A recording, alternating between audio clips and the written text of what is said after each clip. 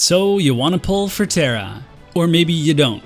Maybe you need more information. So we should probably talk about her and her kit, because it's pretty interesting. She's got great survivability against defense and magic scaling attacks. She's got some decent damage and even a fabled 100% hit attack in the fire element.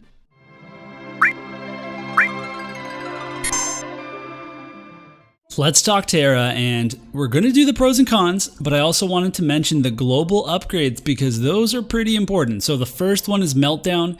That is the magic attack. It's magic scaling 100% hit attack. This is so important for Terra. This is a skill that's gone from 3 uses all the way up to 6 uses, and that's very, very relevant. And it's not just relevant for guild battle because Terra has so few skills on her main kit.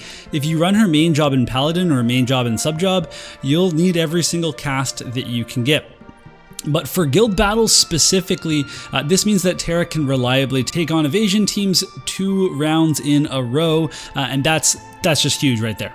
We also have the Final Fantasy VI VC that has some global upgrades for Terra. It's going to be some increased magic and agility. Both of those are great. You know, magic just means more damage. The agility, really though, that's the key part. That's what we needed because she is slower. She's a slower unit. So for her to get an increase to agility, if she has that VC on, it's going to make a world of difference. And if you go for Terra, then you definitely should be going for the vision card as well. And if you don't go for Terra, but you're a heavy fire user, you still might want that VC. All right, so now we're going to talk about the pros and cons, and I'll go into some detail about each of the things that I've listed here, but we'll also do some comparisons with other units and talk about any miscellaneous information that you might need. So use the chapters in the video bar down below. That way you can navigate your way around to see what you want to see. When talking about the pros for pulling Terra, there's a huge chunk of it that we have to talk about. All kind of, there are multiple points, but you put them all together and it's that she has good survivability. And it's very interesting because her survivability is split across defense and spirit. She has both innately, not a crazy amount, but she has them both. And she has very high HP. Like I'm talking, she will be over 10k HP, like tank levels of HP, especially in fire. It's going to be really easy to run King Mont's card as a sub VC and still get a ton of HP from it. So Terra will be able to take a lot of damage and then hopefully survive quite a few hits, and that's kind of a big deal. Besides the HP, the defense, the spirit, she also has 4 out of 5 resistances that are in the positive. Now none of them are like huge resistances that you can really hone in on. It's just something that you can build off of in 4 to 5 categories. So for example, with Slash and Missile, it's pretty easy to build those with her new VC and the Encounters of Heroes VC in fire. It makes it an easier time to take on those Elena and Jaden teams because you have a strong spot to start from when building those resistances. And then aside from those things, she has a physical barrier, 50% reduction, and that's really cool. There's courage on the paladin sub, and now that's only 1 cast, and it's kind of a, you know, that's a downside for guild battle in terms of her full kit, but it's still really strong. And then she can also just build specifically for defense or spirit with her passives because she has plus 12 to defense or to spirit depending on which passives you want to equip with her, so you can really customize her to whatever meta you're going to be seeing. There is one warning that I want to talk about in terms of, you know, all these amazing abilities that she has, is that she has a ton of amazing TP abilities.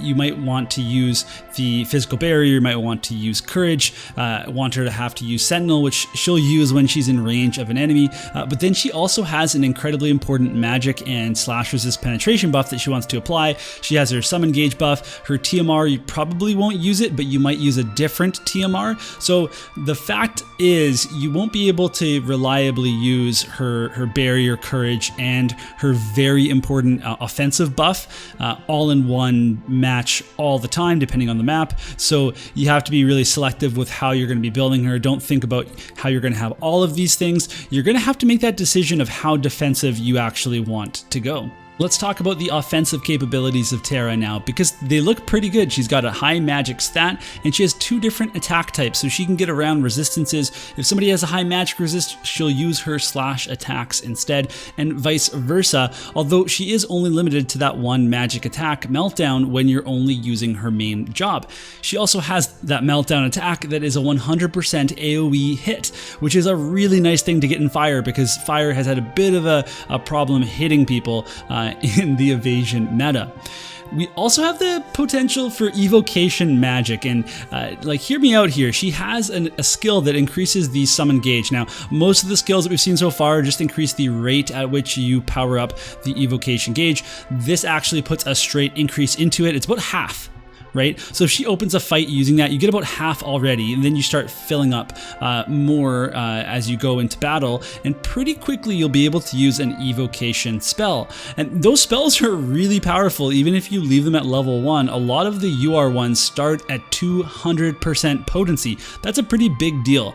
They're also entirely all 100% hits, which could again be a really big factor in hitting evasion units, but also they pretty much all come with some kind of stat boost. Most of them boost attack and magic 50%, 20%, 100% depending on elements that you have, or the element of the Esper. And then there's also some pretty significant imperils that happen. So if you do happen to use a Fire Esper, then you will actually have a chance to do a big Fire Imperil, a huge attack magic boost to your team, and it could be a game changer, especially if you're hitting someone like Elena that is evasive, and you can hit her with a 200 times potency, like that's, or sorry, yeah, 200 times. That's going to be a big deal. Now, there are some cons that we do have to talk about. Her agility is slower at 60, and yes, there's a global upgrade for her VC that's going to help out a little bit with this, but the fact is that she is just slower, and we have to do things to catch her up. So whatever we do with her, other units can raise their agility too, and it means that she will just be behind someone like Elena that's going to be really fast, and maybe be able to lap her in certain situations with affinity and not moving or whatever it is. Like, you see it in guild battle, you see it happen. She also doesn't have any magic resistance penetration, and this isn't the biggest deal in the world, because when she's hitting evasion units with her Meltdown skill, like, they're not typically going to build a lot of magic resistance. However, if she's going after a magic tank, then she really won't have, you know, a chance to use Meltdown. She's just going to use her slash attacks instead, and if they have high slash resistance, then she can penetrate that. So I don't think it will affect her attacking a magic tank.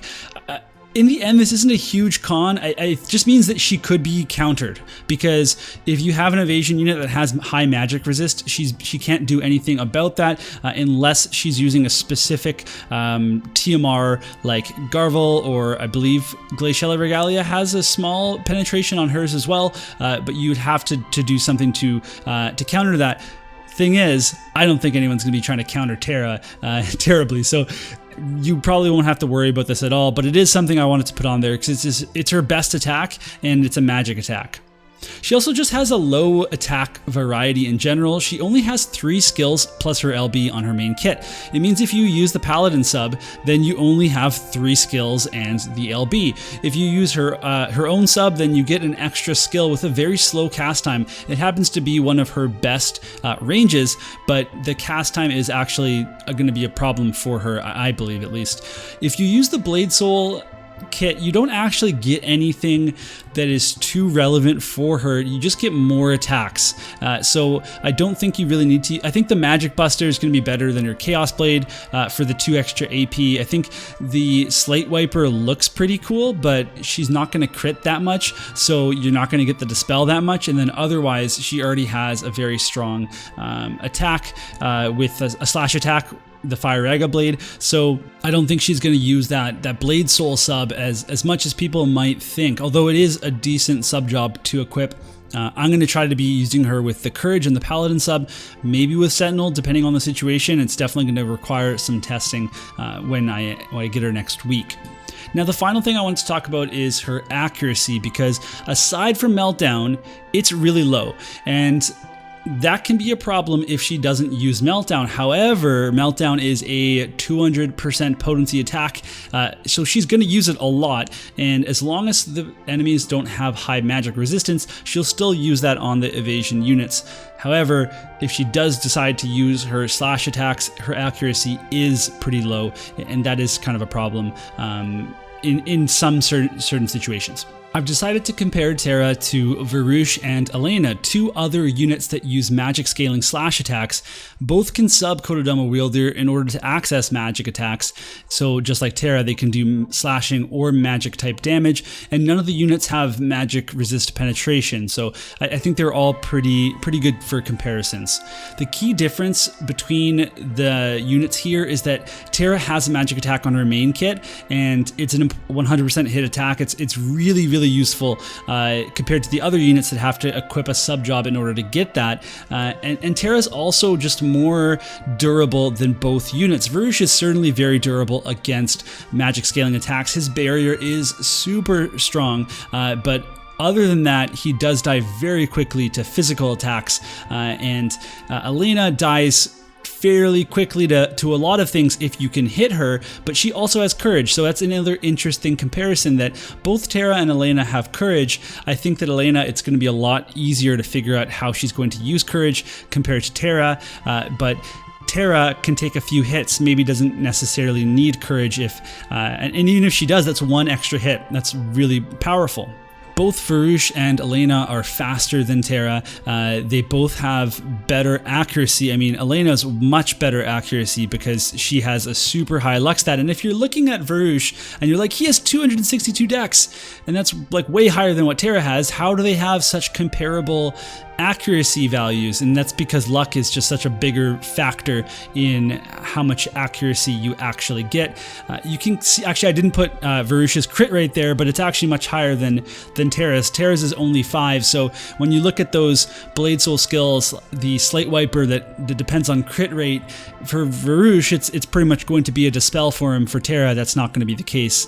When you look at resistances, you can see how Terra's got a really good building point, especially compared to Varouche, who's specifically fine against slashing attacks, but otherwise Terra's going to be able to be built against pretty much everything except for strike, because again, why would you give someone strike resistance? We don't have that many strike units. One more thing I want to mention is that both Elena and Varouche have access to the mobility, the move +1, jump +1 skill on the Kododomo Wielder sub job, whereas Terra doesn't. So that's kind of a big deal. If a unit is faster than another unit, if they're more mobile, if they have different options for hitting at range, then they can get around a unit and hit them first. And that's where Terra, compares less favorably to these two units. Although overall, I think if I had to rate them in how strong they are, I think Elena would be number 1, and then Terra would be number 2, and I think Varouche would actually take a backseat to Terra. And I love Varouche. I use him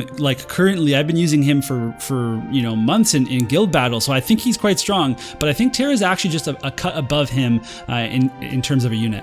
One last comparison that I want to talk about is AP, because Terra actually starts with 50% of her max AP, unlike Varouche, who gets that 18% of max AP starting. So that's a huge advantage for Terra over him, and Elena also shares that, that plus as well. But one thing that Terra has that's very important, and keep in mind she can take a hit, is that her counter absorbs AP from other people. That is very important for her. It has a 30% chance to occur, which is high. Normally the counters are 20%. It means that we're going to see it a lot. And in my JP account, I certainly saw it a lot. So this is a really big deal for her AP generation wise, in case that was something that you were wondering about. And now we've come to the end of the video, and it's time to lay out my verdict. And here it is. Players should probably not pull for Terra, and I'll tell you why. She's strong. She's definitely strong. She's got great survivability. She's going to fit really well into a fire mains account, given that she's going to benefit from that extra HP she gets from having other fire units in the party.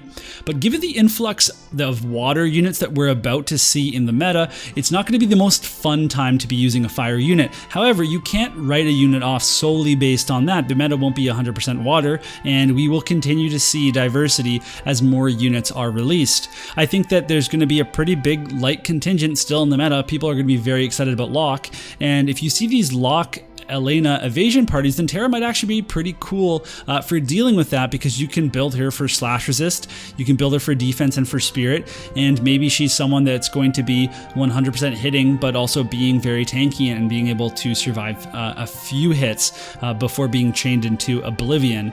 So I do think that Terra can stand up to the global light meta.